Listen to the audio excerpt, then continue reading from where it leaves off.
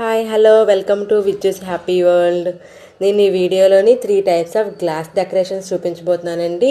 Table top మీద మనం పెట్టుకోవడానికి చాలా బాగుంటుంది, డెకరేట్గా కూడా ఉంటాయి. పెన్సిల్స్ పెన్స్ కూడా మనం పెట్టుకోవచ్చు.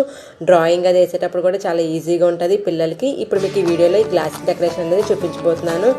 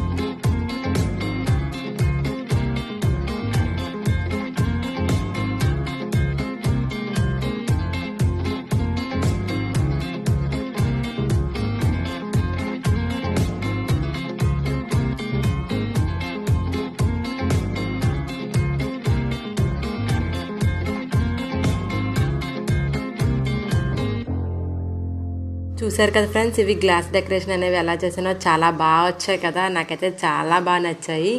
మనం ఇలా పెన్సిల్స్, పెన్స్, ఇలాగా ఆర్టిఫిషియల్ ఫ్లవర్స్ కూడా పెట్టుకోవచ్చు, డెకరేట్ చేసుకోవచ్చు మనం ఇంట్లోనే ఈజీగానే.